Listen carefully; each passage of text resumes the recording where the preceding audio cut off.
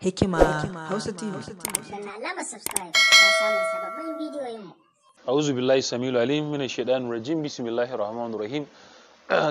Kamar yadda na sani kuma ne da kaman yadda nake yawan faɗa a sassa ko kafafen yaɗa labaru na jihar nan cewa ni na yadda cewa aikin addinin musulunci aiki ne na mutum 100, 500, 400 har zuwa mutum ɗaya. Domin al'amari na addinin musulunci al'amari ne da yake da nasaba da ɗaukan jinka. Wannan ya kama gabar, wannan ya kama yamma, wannan ya kama kudu, wannan ya kama arewa, a ɗaga a rufa. Addinin musulunci yana buƙatan a haɗa kai domin a inganta musulunci. A matsayina na babban sakatare a wannan hukuma, na yadda na tsara cewa in dai muna so mu ci nasarar aikin haji, to dole ne mu haɗa kai da duk wanda ya cancanta mu haɗa kai. Yana ɗaya daga cikin dalilin da ya sa na kai ziyara a sabon controller na hukumar shige da fice, wanda bature yake cewa controller of immigration, da aka kawo shi bai fi kwana 4 ba. Wannan mutumi shi Allah ta'ala ya bashi dama ya jagoranci wannan runduna ta jihar Bauchi. A matsayina na babban sakatare a wannan hukuma, idan ana lissafa mutanen da suke da ruwa da tsaki a al'amarin aikin haji, to za ka sa hukumar shige da fice wadda bature yake ce mata immigration. Wannan ne dalilin da ya sa na ga dacewar na kai masa ziyara, ba don wani abu ya san ni, na san shi, manufar mu ɗaya ne, tunanin mu ɗaya ne, burin mu ɗaya ne. Burin shine mu yi ma addinin musulunci hidima da ƴan uwan musulmi wanda suke so su je maka samu yardar Allah subhanahu wataala. Kuma a bayanansa a sashin nasara ya yi bayanin cewa kofarsa a buɗe take. Ya bani dama dare da rana, safe da yamma, ko a ofis, ko a gida, ko a waya, in nemi haɗin kansa.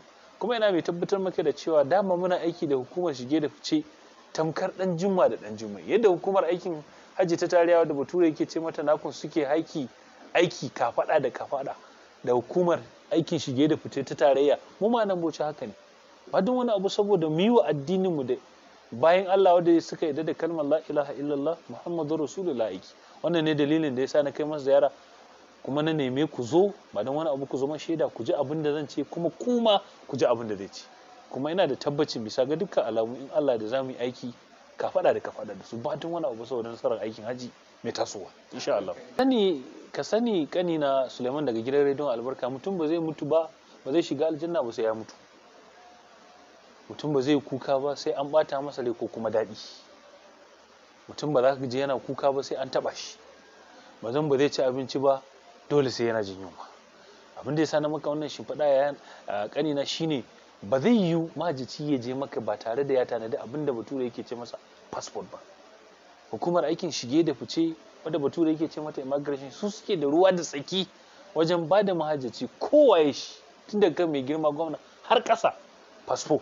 Kaga ya zama dole, ya zama tilas, ya zama jazama, ya zama wajibi mu haɗa kai da su, ba don wani abu ba, saboda kowane maniyyaci da yake so ya je maka ya sami yardar Allah subhanahu wataala ya samu fasfo cikin sauƙi da kwanciyar hankali.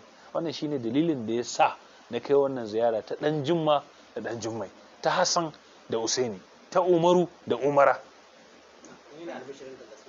Mahajjata zan yi amfani da wannan dama ta musamman in yi kira in sanar kuma ne albishir ga 'yan uwana musulmai, musamman al'ummar musulunci ta jihar Bauchi, cewa da izinin Allah, da yardar Allah, da amincewar Allah, duk wanda zai bani haɗin kai domin aikin hajji ya samu tagomashi, aikin hajji ya samu tsafta, aikin hajji ya samu karbuwa, al'umma su je aikin hajji su yi ibada kamar yadda addinin musulunci ya tanada, na miƙa hannu, na tsuguna, na kwantar da kai, kuma kowa ya bani haɗin kai in Allah da za mu yi musu abun da suke tsammani. Da izinin Allah subhanahu wataala aikin hajjin shekara ta 2021 da izinin Allah mutane za su yarda cewa akwai shugabanci, kuma Allah ta'ala ya kawo musu adalin shugaba Bala Abdulkadir Muhammad in Allah ya da.